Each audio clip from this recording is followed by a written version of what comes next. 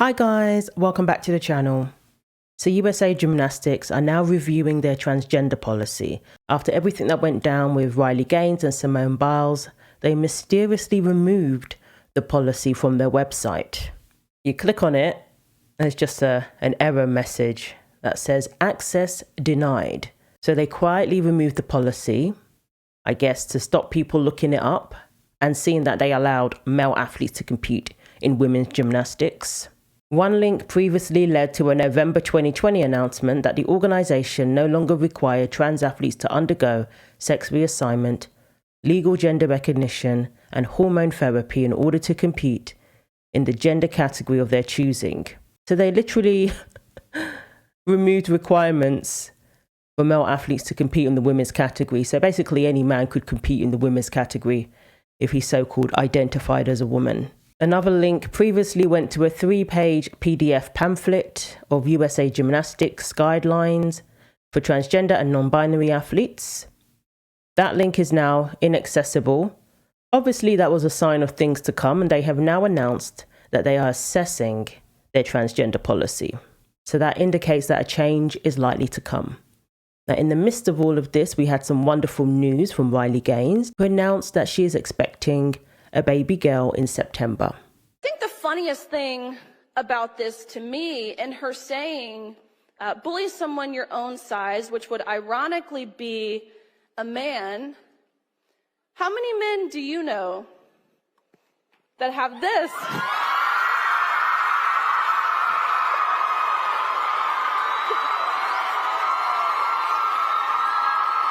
Rob Schreiner said, "I'm so proud of Riley Gaines, my biological female friend, and an American hero of all girls everywhere." And she said, "There's something so special and providential about having a little girl. She's everything I've been fighting for, and the little girl we've prayed over for years. Praise God." Surprise, baby girl coming in September. God is so good all the time. So she's expecting her first child with her husband, Lewis Barker. So congratulations to them. And Jennifer Say of XXXY Athletics said, "Congratulations to Riley Gaines from XXXY Athletics. You're going to make a great mama. And how fitting it's a girl. Big love and hugs to you and Lewis Barker and the entire Gaines crew." And this is what it's all for. It's for those who have daughters. It's for those who have granddaughters, nieces. Anybody who doesn't believe that men should be competing in women's sports. Anybody who believes that girls and women deserve their own category. It's as simple as that. And of course, we don't want boys and men coming into our girls' locker rooms, into the women's changing rooms. No sane person wants that or finds that acceptable in any way, shape or form. And yes, it is fitting that she's having a girl. I remember her saying that if I'm fortunate enough to have a daughter one day, I don't want her competing against boys.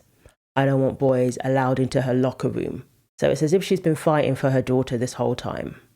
And then we have the lead attorney who represented the victims of Larry Nassar speaking out against USA Gymnastics for allowing men to compete in women's gymnastics, at least in theory, according to their policy, which is now under review.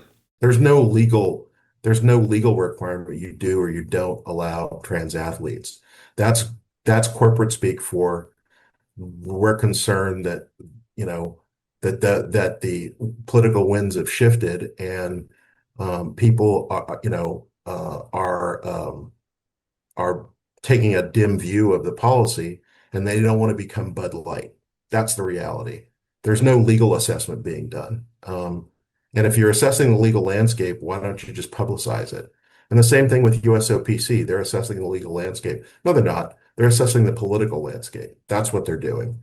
And that's ultimately the problem. The reason Larry Nassar happened, one is because they didn't put athletes first, and two is because they slithered around and tried to cover it up. And the same thing here. Make a decision, stand out and defend it. Our athletes deserve better. Wow. This is what it all comes down to. When companies got a pat on the back for being inclusive, they were all for it. But now people are more vocal, speaking out against this. They saw the backlash that Simone Biles received Overwhelmingly, it was undeniable. They saw the backlash she received for advocating for trans athletes to compete in women's categories, for advocating for a policy that they allow. So now they're backtracking and apparently assessing their policy when really they should just make a decision and say, yes, it's wrong to allow male gymnasts to compete in the women's category. Makes no sense whatsoever. We need to update our policy to protect the female category. And as this lawyer is saying, it's a cover-up, just like it was with Larry Nassar. They knew that they were not protecting their female athletes, and they scrambled to cover up their incompetence, their recklessness. And that's what they're doing here, because policies that allow males to compete in the women's category are reckless policies that take away protection for women and girls. But when they want a virtue signal, they introduce these policies so they can get a pat on the back from these radical leftists. And also, let's have a mixture of folks on the board. I mean, there's literally, the only medical doctor on the board is the former Surgeon General, who was appointed by President Biden, whose views on trans are well known and completely contrary to, the views of Riley Gaines and her team. That if that's what you want to do, okay, but don't pretend like you're not standing for that, because you are. So I guess my message is, we need clarity, and if you think that biological males should compete as a board, then say it. And if you don't, then say it, or make a middle ground where maybe there's a way that children who are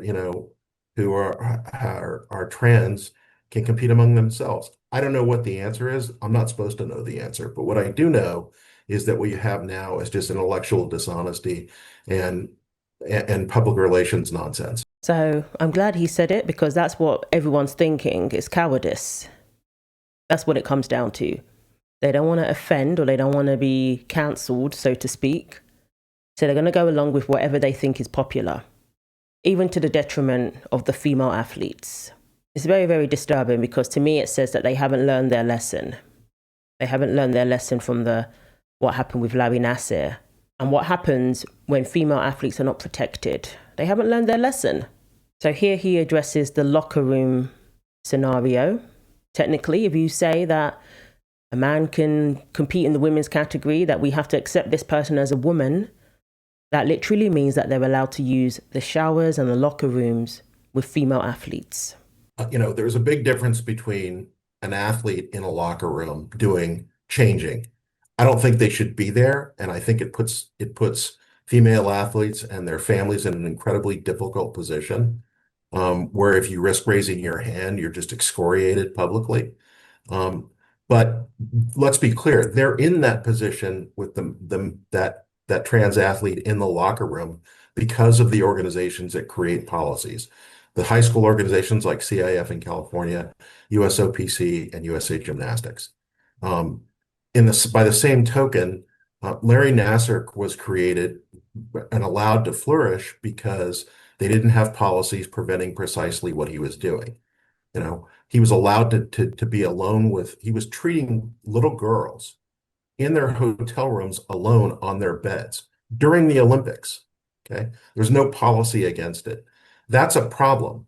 And what you find with these organizations, and specifically USOPC, when things get tough, they just run and hide, or try to cover it up and pretend it's not happening.